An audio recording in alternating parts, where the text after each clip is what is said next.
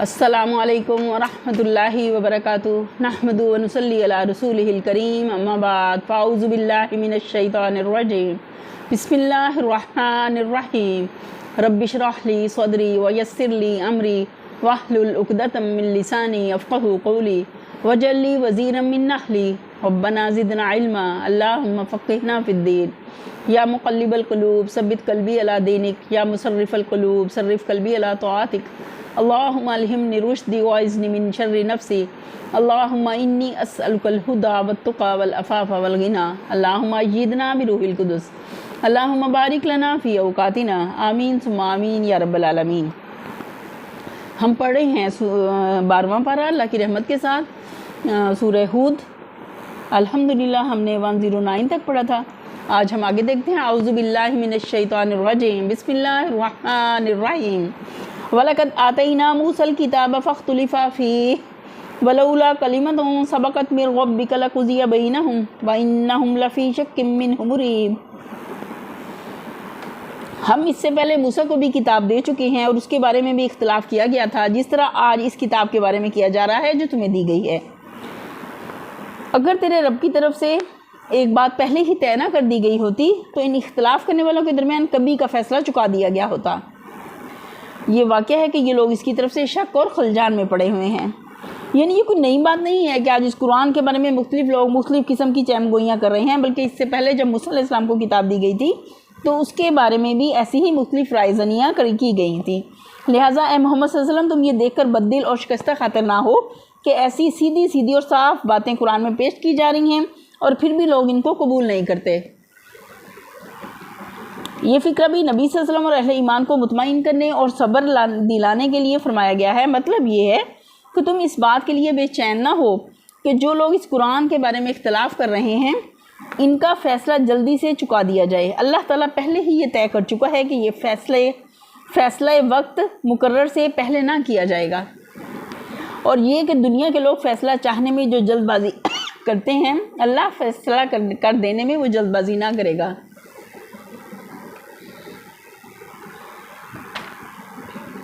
وَإِنَّ كُلًّا لَمَّا لَيُوَفِّيَنَّهُمْ رَبُّكَ أَعْمَالَهُمْ إِنَّهُ بِمَا يَعْمَلُونَ خَبِيرٌ۔ اور یہ واقعہ بھی ہے کہ تیرا رب انہیں ان کے اعمال کا پورا بدلہ دے کر رہے گا، یقیناً وہ ان کی سب حرکتوں سے باخبر ہے۔ فَاسْتَقِمْ كَمَا أُمِرْتَ وَمَن تَابَ مَعَكَ وَلَا تَطْغَوْا إِنَّهُ بِمَا تَعْمَلُونَ بَصِيرٌ۔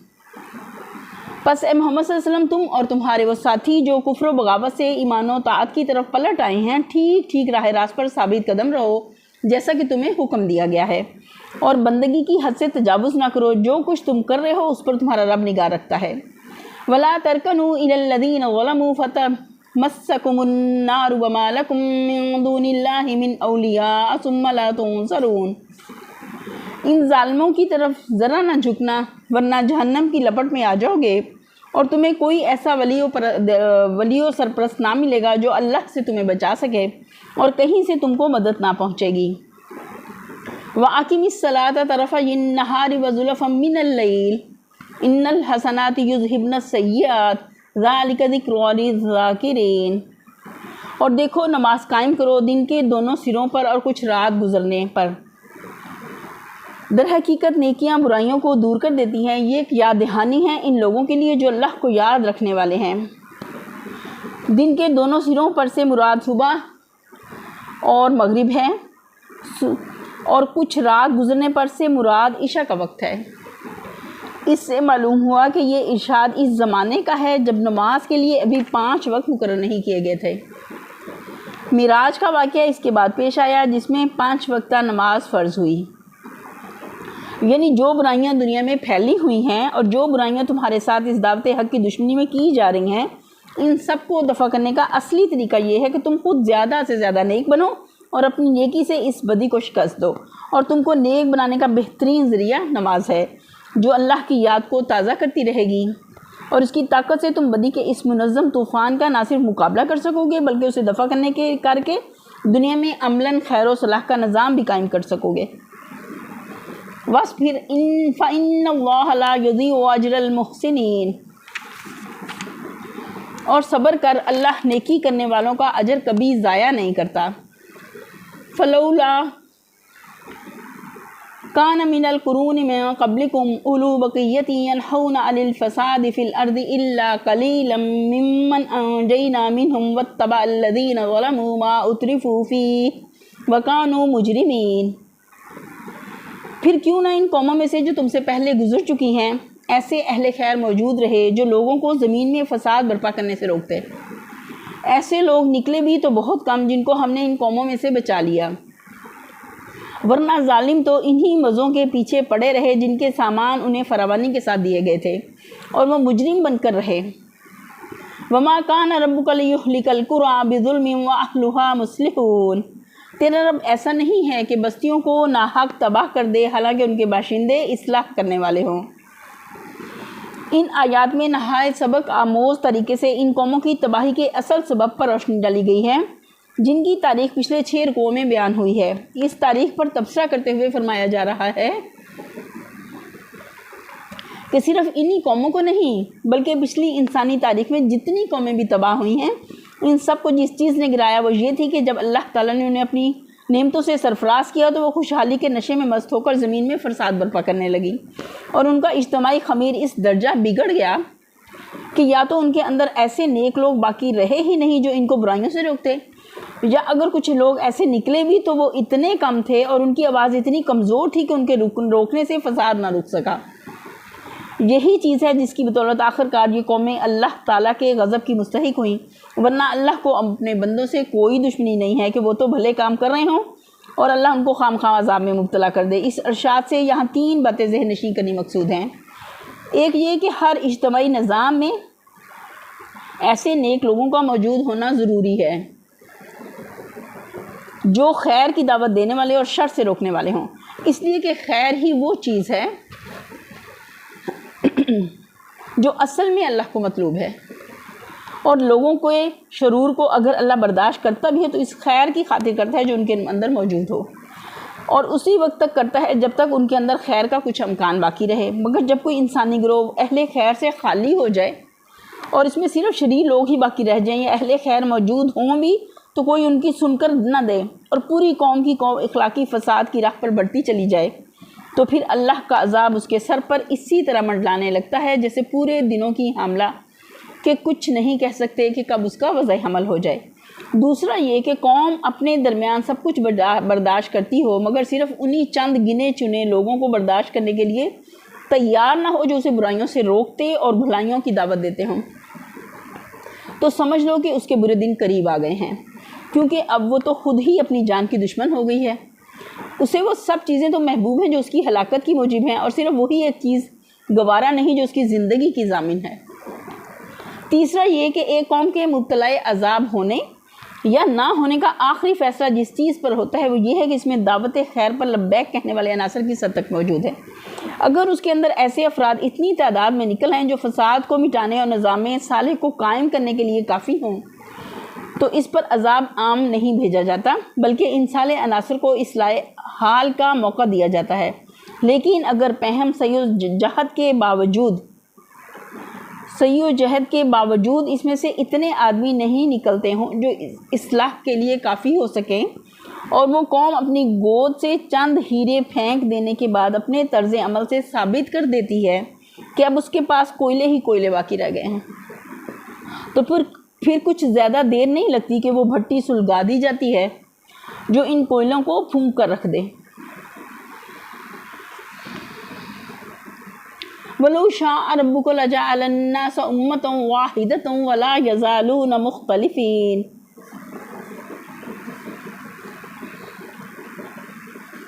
بے شک تیرا رب اگر چاہتا تو تمام انسانوں کو ایک گروہ بنا سکتا تھا، مگر اب تو وہ مختلف طریقوں ہی پر چلتے رہیں گے۔ إِلَّا مَن رَحِمَ رَبُّكَ وَلِذَلِكَ خَلَقَهُمْ وَتَمَّتْ كَلِمَةُ رَبِّكَ لَأَمْلَأَنَّ جَهَنَّمَ مِنَ الْجَنَّةِ وَالنَّاسِ أَجْمَعِينَ۔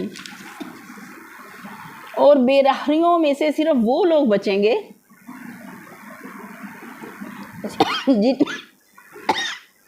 جن پر تیرے رب کی رحمت ہے، اسی آزادی و انتخاب و اختیار کے لیے ہی تو اس نے انہیں پیدا کیا تھا، اور تیرے رب کی وہ بات پوری ہو گئی جو اس نے کہی تھی کہ میں جہنم کو جن اور انسان سب سے بھر دوں گا۔ اس شبے کا جواب ہے جو بالعموم ایسے مواقع پر تقدیر کے نام سے پیش کیا جاتا ہے۔ اوپر اقوام گزشتہ کی تباہی کا جو سبب بیان کیا گیا ہے، اس پر یہ اعتراض کیا جا سکتا تھا کہ ان میں اہل خیر کا موجود نہ رہنا یا بہت کم پایا جانا بھی تو آخر اللہ کی مشیت ہی سے تھا۔ پھر اس کا الزام ان قوموں پر کیوں رکھا جائے؟ کیوں نہ اللہ نے ان کے اندر بہت سے اہل خیر پیدا کر دیے؟ اس کے جواب میں یہ حقیقت حال صاف صاف بیان کر دی گئی ہے کہ اللہ کی مشیت انسان کے بارے میں یہ ہے ہی نہیں کہ حیوانات اور نباتات اور ایسی ہی دوسری مخلوقات کی طرح اس کو بھی جبلی طور پر ایک لگے بندے راستے کا پابند بنا دیا جائے جس سے ہٹ کر وہ چل ہی نہ سکے۔ اگر یہ اس کی مشیت ہوتی تو پھر دعوت ایمان، بعثت انبیاء اور تنزیل کتب کی ضرورت ہی کیا تھی؟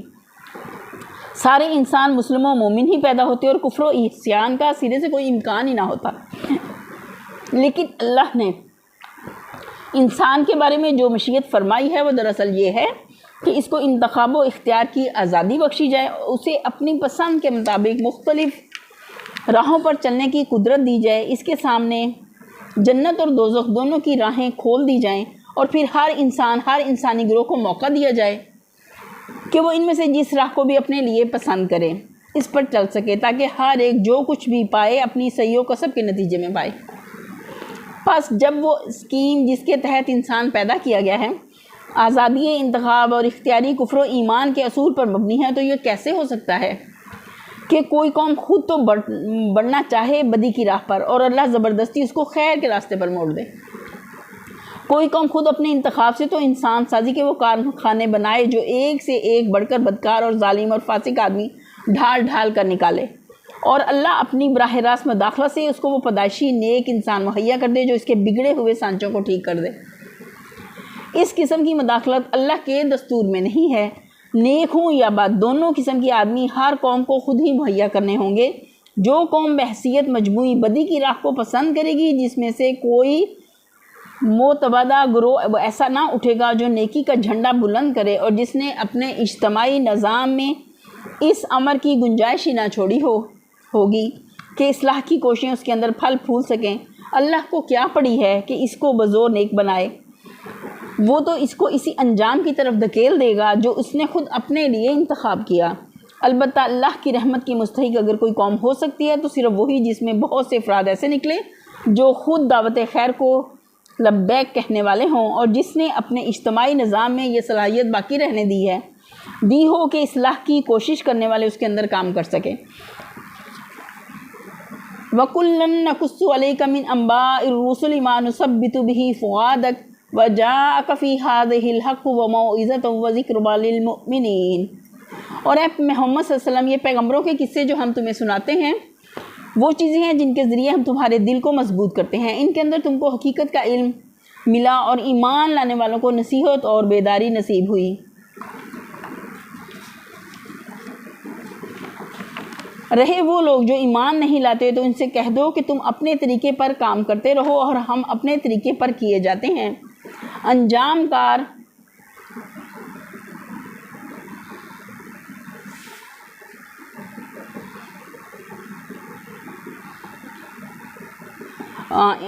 ایمان لانے والوں کو نصیحت اور بیداری نصیب ہوئی۔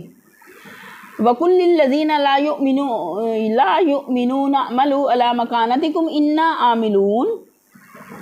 رہے وہ لوگ جو ایمان نہیں لاتے تو ان سے کہہ دو کہ تم اپنے طریقے پر کام کرتے رہو، ہم اپنے طریقے پر کام کیے جاتے ہیں۔ وَانتَظِرُوا إِنَّا مُنتَظِرُونَ۔ انجام کار تم بھی انتظار کرو، ہم بھی منتظر ہیں۔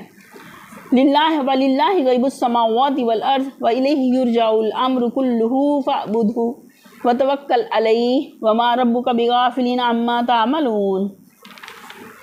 آسمانوں اور زمین میں جو کچھ چھپا ہوا ہے سب اللہ کے قبضہ قدرت میں ہے اور سارا معاملہ اسی کی طرف رجوع کیا جاتا ہے۔ بس اے نبی صلی اللہ علیہ وسلم، تو اس کی بندگی کر اور اسی پر بھروسہ رکھ۔ جو کچھ تم کر رہے ہو تیرا رب اس سے بے خبر نہیں ہے۔ یعنی کفر و اسلام کی اس کشمکش نے کہ دونوں فریق جو کچھ کر رہے ہیں وہ سب اللہ کی نگاہ میں ہے۔ اللہ کی سلطنت کوئی اندھیر نگری چوپٹ راجا کی مصداق نہیں ہے کہ اس میں خواہ کچھ ہی ہوتا رہے شے بے خبر کو اس سے کچھ سروکار نہ ہو۔ یا حکمت اور بردباری کی بنا پر دیر تو ضرور ہے مگر اندھیر نہیں ہے۔ جو لوگ اصلاح کی کوشش کر رہے ہیں وہ یقین رکھیں کہ ان کی محنتیں ضائع نہ ہوں گی، اور وہ لوگ بھی جو فساد کرنے اور اسے برپا رکھنے میں لگے ہوئے ہیں، جو اصلاح کی صحیح کرنے والوں پر ظلم و ستم توڑ رہے ہیں، اور جنہوں نے اپنا سارا زور اس کوشش میں لگا رکھا ہے کہ اصلاح کا یہ کام کسی طرح نہ چل سکے، انہیں بھی خبردار رہنا چاہیے کہ ان کے یہ سارے کرتوت اللہ کے علم میں ہیں، اور ان کی پاداش میں انہیں ضرور بھگتنا ہی پڑے گا کہ جو جیسا عمل کرے گا اس کو ویسا ہی اس کا بدلہ دیا جائے گا۔ اللہ کی رحمت سے سورہ ہود ہماری مکمل ہوئی۔ آگے ہم آج شروع کر رہے ہیں سورہ یوسف۔ اعوذ باللہ من الشیطان الرجیم، بسم اللہ الرحمن الرحیم۔ الف لام را تلک آیات الکتاب المبین۔ الف لام را، یہ اس کتاب کی آیات ہیں جو اپنا مدہ صاف صاف بیان کرتی ہیں۔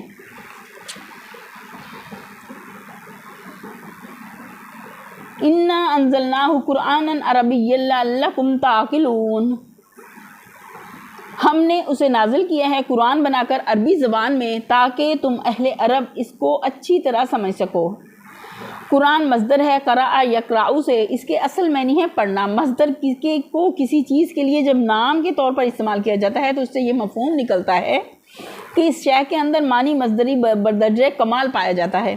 مثلا جب کسی شخص کو ہم بہادر کہنے کے بجائے بہادری کہیں تو اس کا مطلب یہ ہوگا کہ اس کے اندر شجاعت ایسی کمال درجے کی پائی جاتی ہے کہ گویا وہ اور شجاعت ایک چیز ہیں۔ بس اس کتاب کا نام قرآن پڑھنا رکھنے کا مطلب یہ ہوا کہ یہ عام و خاص سب کے پڑھنے کے لیے اور بکثرت پڑھی جانے والی چیز ہے۔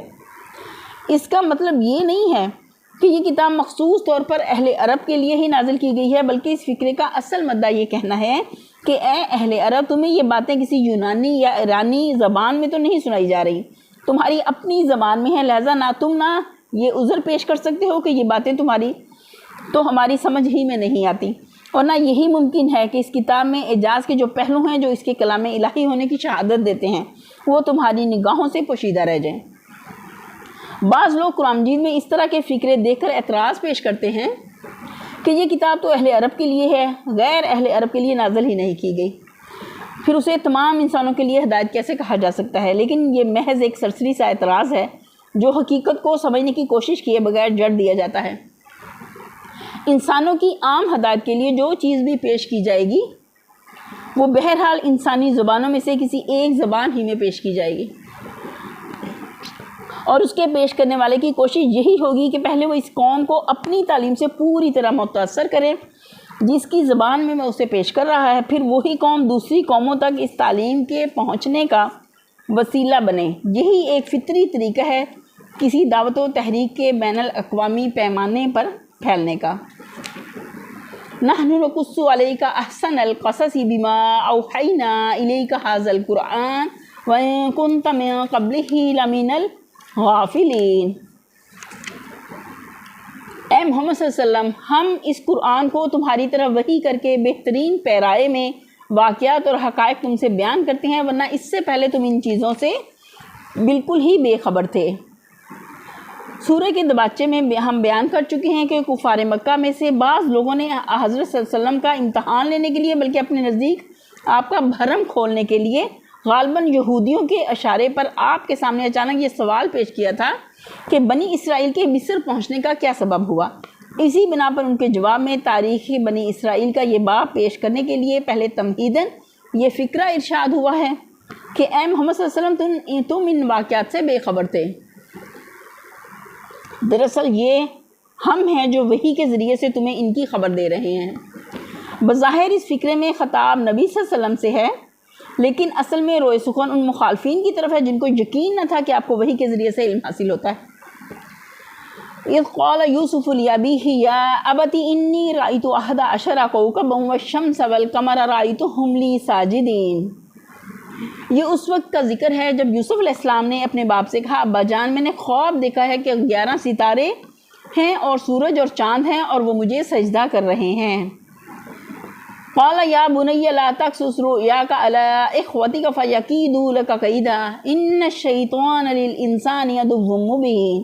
جواب میں اس کے باپ نے کہا بیٹا اپنا یہ خواب اپنے بھائیوں کو نہ سنانا ورنہ وہ تیرے در پہ آزار ہو جائیں گے، حقیقت یہ ہے کہ شیطان آدمی کا کھلا دشمن ہے۔ اس سے مراد حضرت یوسف کے وہ 10 بھائی ہیں جو دوسری ماؤں سے تھے۔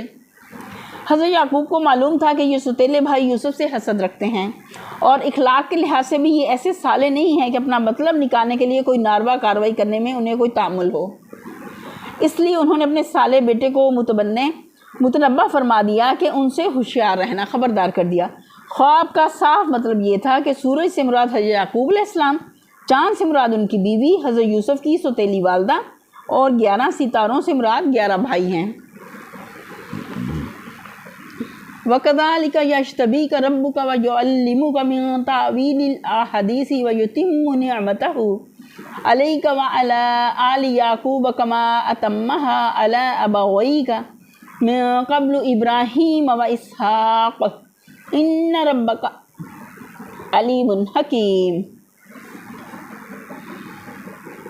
اور ایسا ہی ہوگا جیسا تو نے خواب میں دیکھا ہے کہ تیرا رب تجھے اپنے کام کے لیے منتخب کرے گا اور تجھے باتوں کی تہ تک پہنچنا سکھائے گا، یعنی نبوت عطا کرے گا۔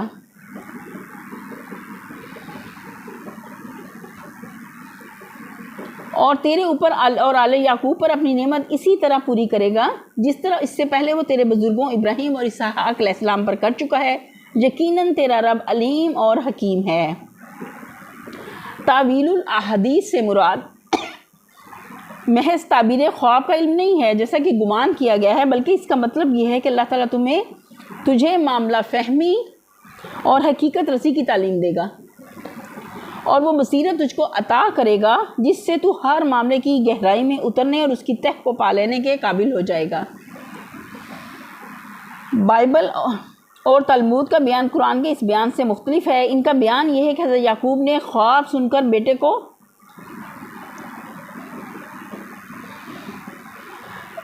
جیسے تنبیہ کی، ان کو خبردار کیا اور ان کو کیا کہا کہ اس راز کو اپنے تک ہی رکھنا اور اپنے بھائیوں پر اعاں نہ کرنا، کہ ایسا نہ ہو کہ تمہارے ساتھ وہ کوئی غلط کریں۔ آگے دیکھتے ہیں۔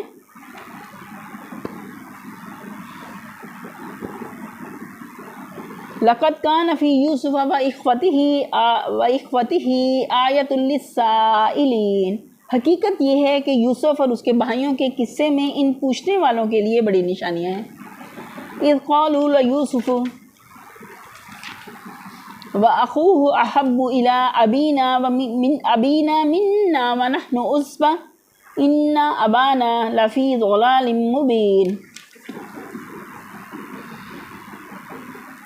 یہ قصہ یوں شروع ہوتا ہے کہ اس کے بھائیوں نے آپس میں کہا کہ یہ یوسف اور اس کا بھائی دونوں ہمارے والد کو ہم سے زیادہ محبوب ہیں، حالانکہ ہم ایک پورا جتھا ہیں۔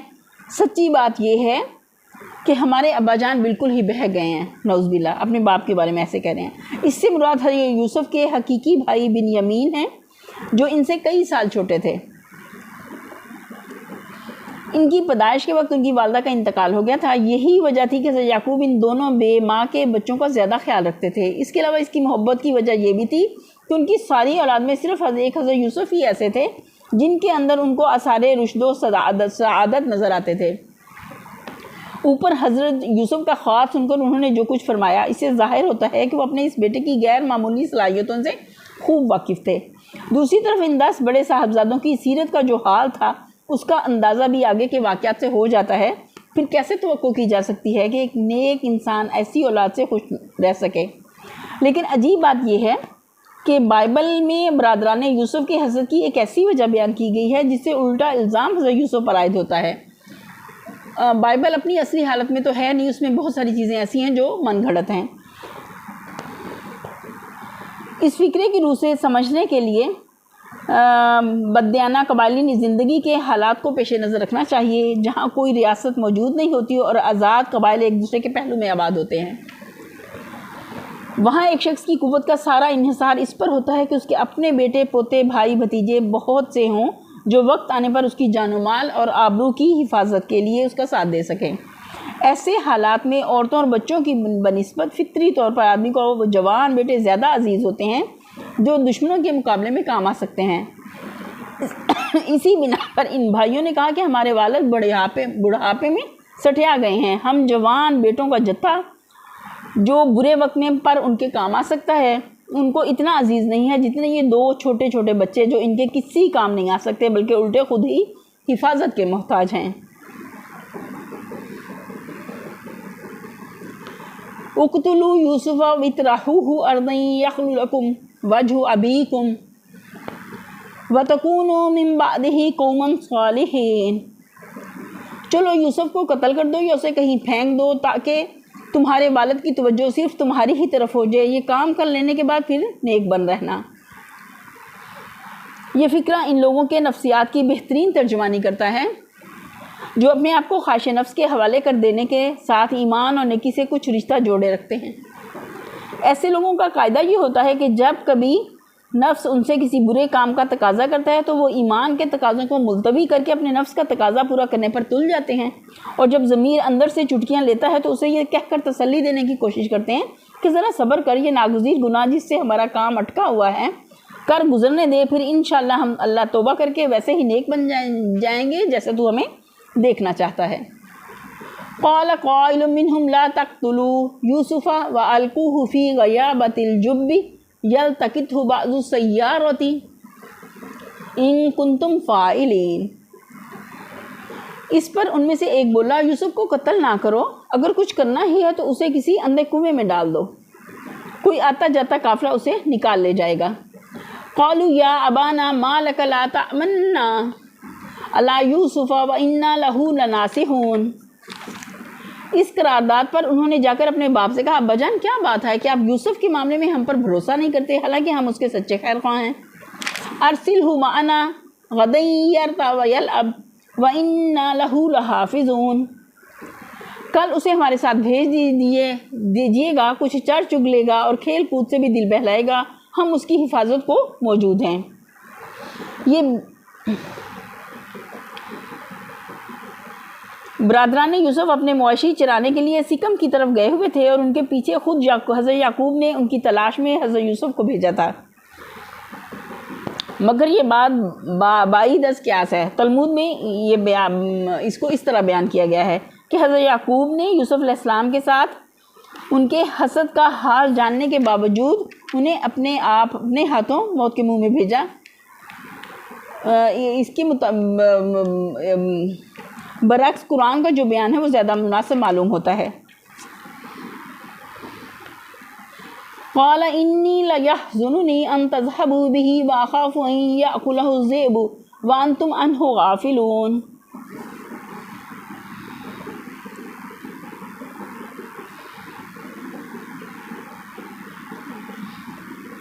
باپ نے کہا، تمہارا اسے لے جانا مجھے شاق گزرتا ہے اور مجھ کو اندیشہ کہ کہیں اسے بھیڑیا نہ پھاڑ کھائے جبکہ تم اس سے غافل ہو۔ قالوا لئن اکلہ الذئب ونحن عصبۃ انا اذا لخاسرون۔ انہوں نے جواب دیا، اگر ہمارے ہوتے ہوئے اسے بھیڑیے نے کھا لیا جبکہ ہم ایک جتھا ہیں تب تو ہم بڑے ہی نکمے ہوں گے۔ فلما ذهبوا به واجمعوا ان يجعلوه في غيابة الجب واوحینا الیہ لتنبئنہم بامرہم ھذا وہم لا یشعرون۔ اس طرح اصرار کر کے جب اسے لے گئے اور انہوں نے طے کر لیا کہ اسے ایک اندھے کنویں میں چھوڑ دیں گے، تو ہم نے یوسف کو وحی کی کہ ایک وقت آئے گا جب تم ان لوگوں کو ان کی یہ حرکت جتائے گا، یہ اپنے فعل کے نتائج سے بے خبر ہیں۔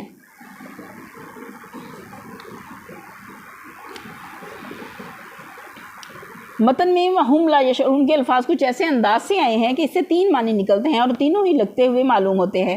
ایک یہ کہ ہم یوسف کو یہ تسلی دے رہے تھے اور اس کے بھائیوں کو کچھ خبر نہ تھی کہ اس پر وحی کی جا رہی ہے۔ دوسرا یہ کہ تو ایسے حالات میں ان کی یہ حرکت انہیں جتائے گا جہاں تیرے ہونے کا انہیں وہم و گمان تک نہ ہوگا۔ تیسرا یہ کہ آج یہ بے سمجھے بجھے ایک حرکت کر رہے ہیں، نہیں جانتے کہ آئندہ اس کے نتائج کیا ہونے والے ہیں۔ بائبل اور تلمود اس ذکر سے خالی ہیں کہ اس وقت اللہ تعالیٰ کی طرف سے یوسف علیہ السلام کو تسلی بھی دی گئی تھی۔ اس کے بجائے تلمود میں جو روایات بیان ہوئی ہیں وہ یہ ہے کہ حضرت یوسف کنویں میں ڈالے گئے تو وہ بہت بلبلائے اور انہوں نے بھائیوں سے فریاد کی۔ قرآن کا بیان پڑھے تو محسوس ہوگا کہ ایک ایسے نوجوان کا بیان ہو رہا ہے جو آگے چل کر تاریخ انسانی کی عظیم ترین شخصیتوں میں شمار ہونے والا ہے۔ یہیں پر ہم اپنے لیسن کا اختتام کرتے ہیں۔ وآخر دعوانا ان الحمدللہ رب العالمین۔ سبحان ربک رب العزۃ عما یصفون وسلام علی المرسلین والحمدللہ رب العالمین۔ آمین ثم آمین یا رب العالمین۔ السلام علیکم ورحمۃ اللہ وبرکاتہ۔